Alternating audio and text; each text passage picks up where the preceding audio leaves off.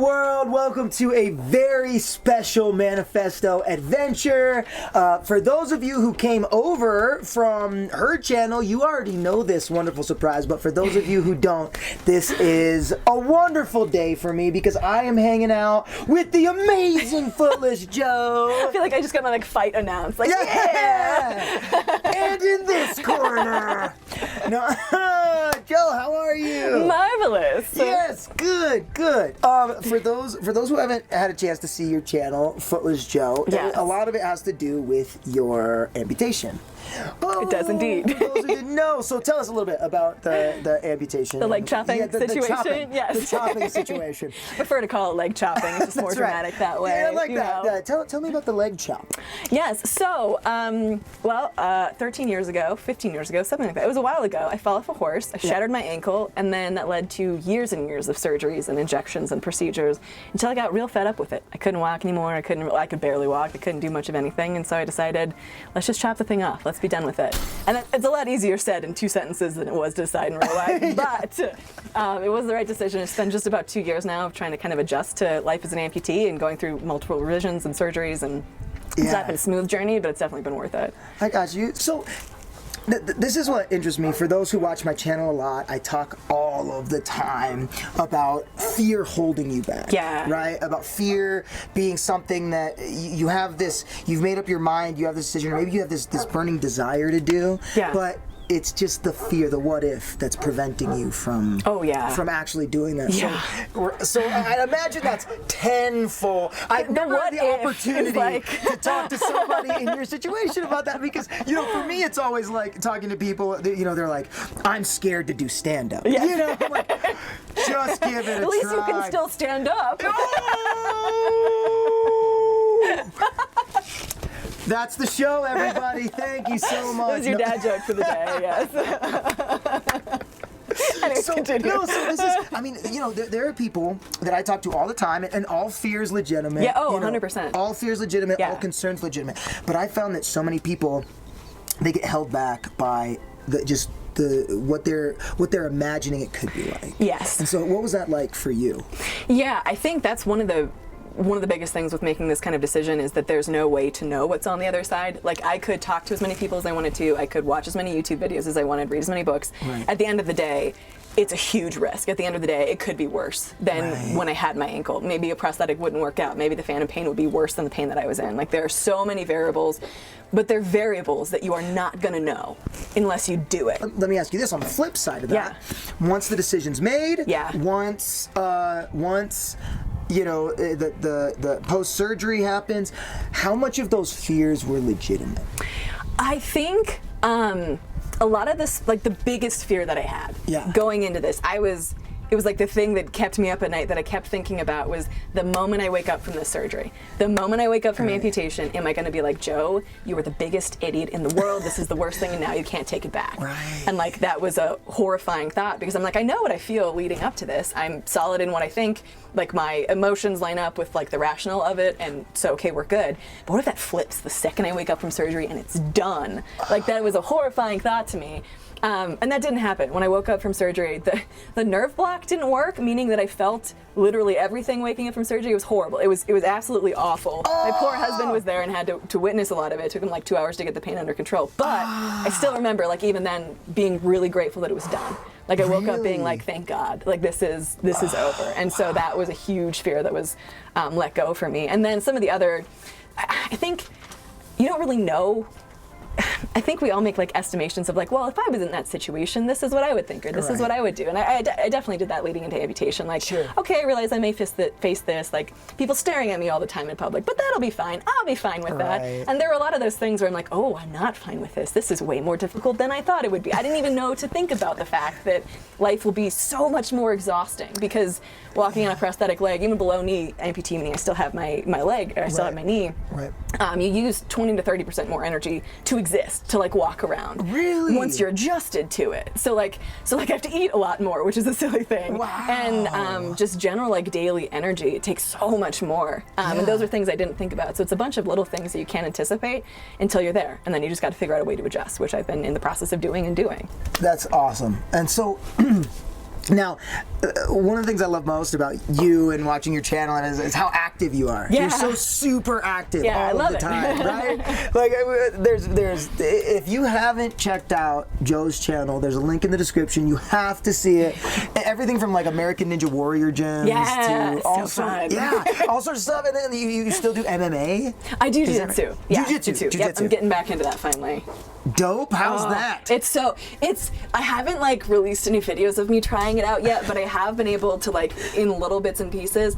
I thought it would be a lot harder than it was. I'm like, oh no, you just do things differently. Like it's still my body. Right, I'm just missing a part. Right. And it's an advantage and a disadvantage. I was gonna say it's gotta be easier, right? No one can ankle lock me on the one side, and they tried to. I'm not kidding. I've had people. One of my friends who I train with has like tried to like go for an ankle lock because that's his thing, Aaron. And he's like, oh, there's nothing there. To the next one. You're like, ha ha. Yeah, exactly. Was that in the deciding factor? Oh yeah, were you like, listen? Suck, Yeah, so were you like, look, lower that by 50%. If I get this off, Aaron can't ankle lock me anymore. Aaron and Shauna, damn it. Yes. That's great. And then if push comes to shove, you can always use your leg as a weapon. 100%. I can just pull it offside. Yeah, I got metal. What do you got? Yeah, exactly. So with being as active as you are,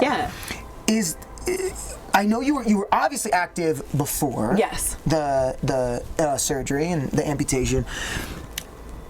Is being active now a matter of will? Like I will still be active? Yeah. Or is it a matter of like therapy, or is it just that's just me? I'm Joe. I'm active. Yeah. 1 leg, 2 legs, 1.5 legs, no legs. I'm gonna be active. What's the? I think that's a really good question. It's definitely not like. It's definitely not like forcing myself to do stuff because it is obviously different now. But it is who I am. Like, and I've known that for years, and that was honestly a big deciding factor in why I did this because the things that I loved were like slowly being taken from me, and I don't love describing it that way, but like my body was like, no, you can't do that anymore. No, you can't do that anymore. And that sucked because that was a huge part of what keeps me sane. Like I think I've dealt with a lot of mental health struggles and other kinds of trauma, and being able to move and like actually do things with my body is a huge reason why I like survived, why I made it. And it's also just a huge part of my personality. And so it's not forcing myself to do things. It's more like, okay, I know I'm gonna have to modify this, but I can freaking do it. And it's such a relief to be able to like go try a Ninja Warrior gym or go for a hike or whatever it is. It's a gift, and I'm so grateful that I'm at that place now where I can start those things. I love this conversation that because we've had this before, but I love it and I want to get it on camera. Is about the idea of being inspirational. Oh yes, right? because I don't think there's any doubt that I'll admit I get a lot of inspiration from watching your channel. I really appreciate that. Of course, because I mean, like the video I always kind of revert back to was you going to an American Ninja Warrior gym. Yeah. Because here's the deal. I have 2, as you call them, meat legs. Meat legs. You got 2 meat legs. Which I really appreciate, by the way. I love, because like I think it's also funny to separate. It's like I'm a meat leg. I'm sorry. Sorry. I'm bionic on the other hand. Yeah, exactly. In a lot of ways, you have the advantage here. There are times. Got a detachable weapon. I got all kinds of things. I'm like, how do I know that's not like robotic and you're actually enhanced? Slightly cyborg. Yeah. Bit by bit. But so I get a lot of inspiration because I'll be sitting at home and I'll be watching you go to an American Ninja Warrior gym with only 1 meat leg, and then I'll be sitting there like at home eating Cheetos, going like, I have no excuse. As you pick up the next Cheeto. Yeah, exactly. Like, what am I doing? Not that there's anything wrong with Cheetos. No, I eat my fair share. Yeah, exactly. But my point is, seeing you do it makes me go, okay, there's no reason why, or the only reasons that I'm stopping myself are all self-imposed. Right, yeah. Right, and there's something inspirational about that, but how do you feel about being called an inspiration? I think the way that I have felt about the word inspiration or inspirational has kind of shifted over time. because I remember being in the hospital, like right after my surgery. My husband was like updating people on Facebook, right. Brian was, and he would read me like the comments that people wrote, and almost everybody used that word. Almost everybody said inspirational. Then when I had the first video that like hit the YouTube jackpot and went out to millions of people, all the comments were about that. And for a while there, it kind of got under my skin. I was like, and I couldn't even tell you, at first, I couldn't even tell you why. I was just like, this is really, stop it. Like, that was my, like, just can you stop? Right. But I think, and now I'm at the place where I really appreciate it because I understand what people are saying. But I think sometimes the problem with the word inspiration is that it's so cheap. And I think that's what used to frustrate me, is because it's so easy to say, oh, you're such an inspiration, and not know anything about me as a person. Like, I'm such an inspiration because I had my leg cut off and I'm still existing. Like, is that, like, I mean, like on like a wide general scale, is that your definition? Like, I went to visit a TED Talk at one point. Okay. It was awesome. Like, I love TED Talks. I'm a total nerd about it. One day I will give one. And I walked in on an iWalk, which is a crutch that like basically attaches to my knee. It's very clear I'm missing a leg.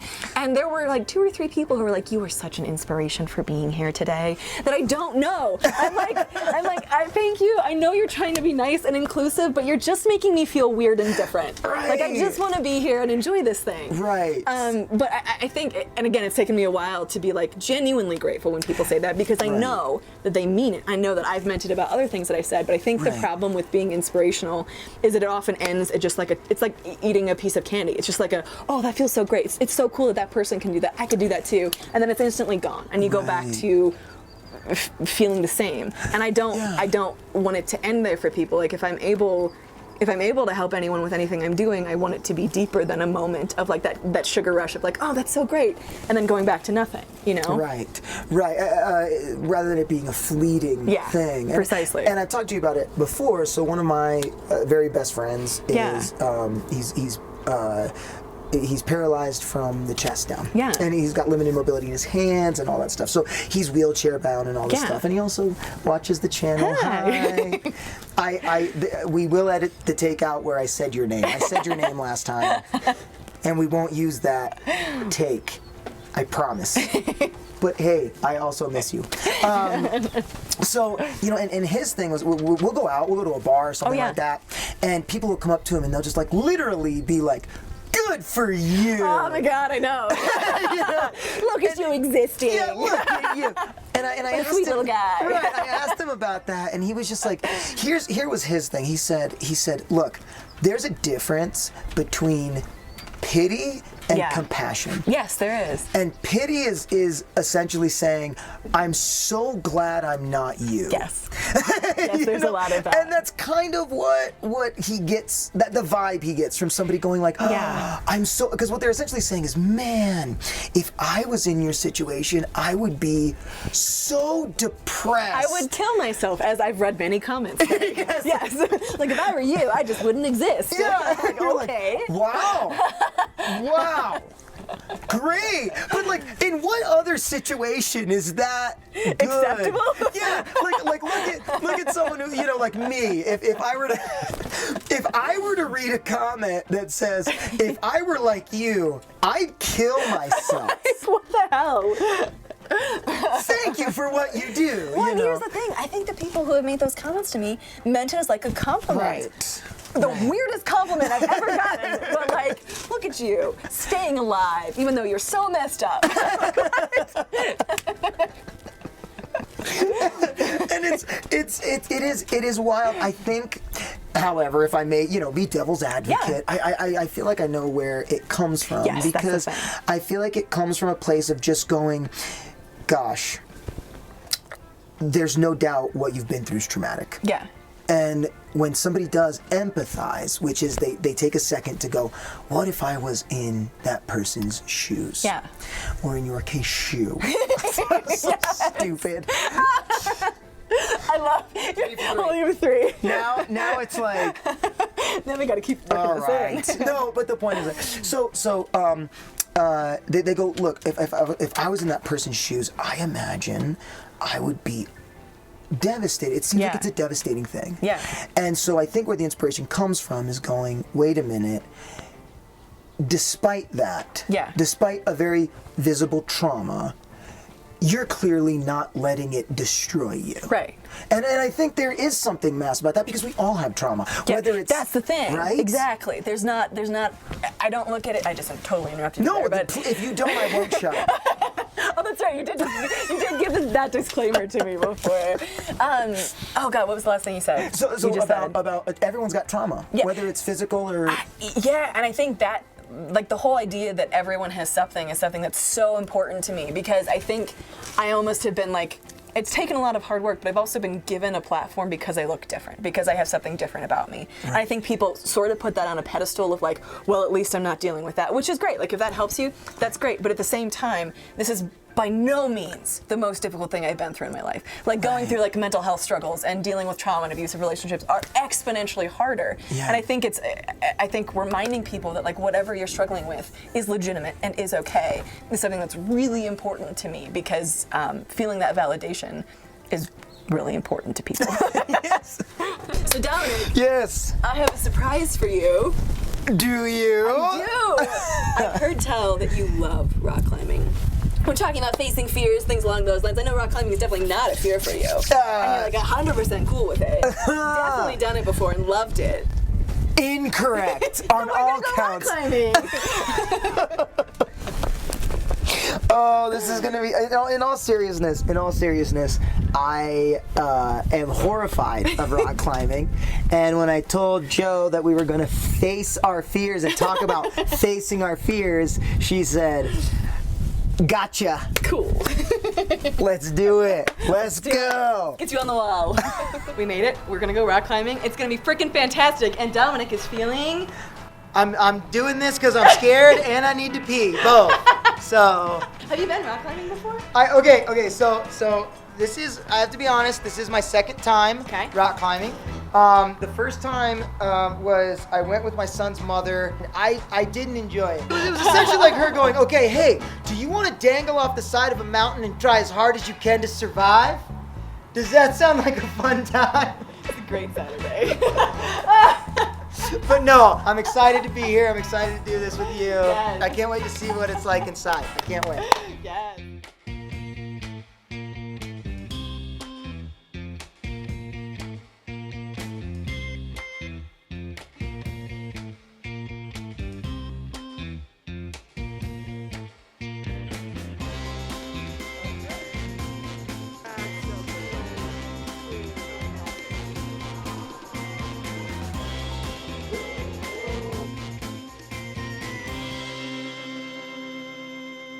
All right, you first?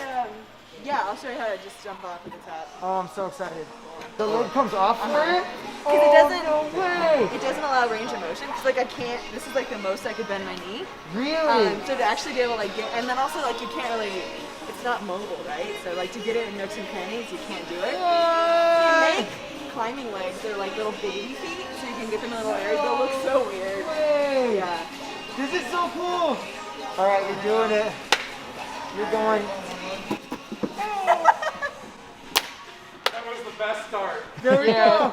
Joey, I hate to tell you, that's on 2 cameras. Oh, I love that's how we began this. Perfect. I could make it all slow motion in black and white. And put like the struggle. He's had some very dramatic music to it. Yes. I know. Inspiring.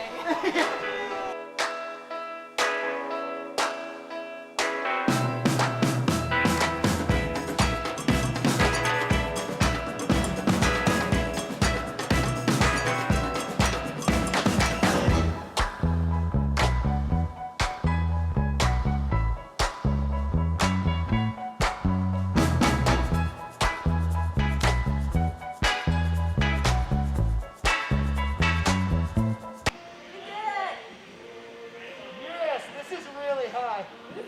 I am really scared right now. It's a little freaking in. So, okay. Let go. So kick off the wall as you let go. So just push off gently. So you're saying that I should just let go of this whole thing Yep. and just fall. Yep. It's freaky, but you got this. This is terrifying. Okay.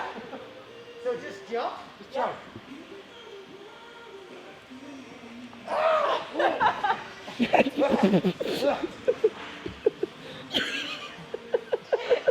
basically got it. There you go. All right. Yes! You did it! I know. Who's the inspiration now? That's a blast. That's so much fun. Okay, can we go? Yeah, dude, you gotta get this. Yeah, let's do it.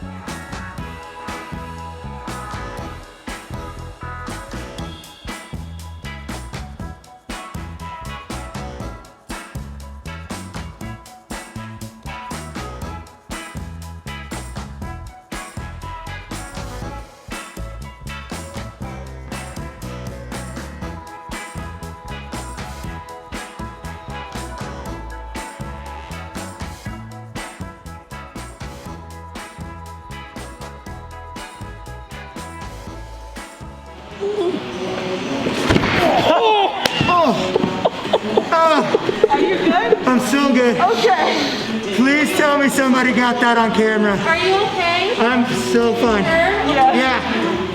All right. That's why you don't selfie your descent.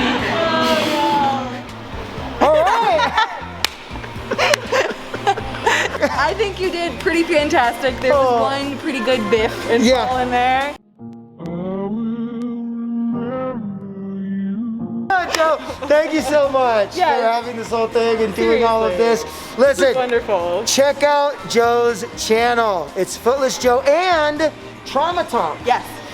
Joe's got a second channel that is unbelievable, talking about trauma and talking about the really important things, issues on dealing with that. So check out both of those. The links will be in the description. And thank you so much. Let's air hug for COVID. Yes, that's right. Perfect. Masks on in public. Dominic, you forgetting something? I think you are forgetting something. And remember. And remember. I don't do this part. And remember, like and subscribe. With that we're talking about? What are we talking about? No, you idiot. Thing kills fascists. Oh! That's gonna be the end. Joe's gonna be the one who said it. Did you get that? Oh, perfect. Yeah, wait. Remember, this machine kills fascists. 100%, it's good for black people. Yes. Yeah, we're good. This is the best outro we've ever done. I don't know. Smooth. I like it. Smooth, effortless. Yes. Wonderful. And signing off.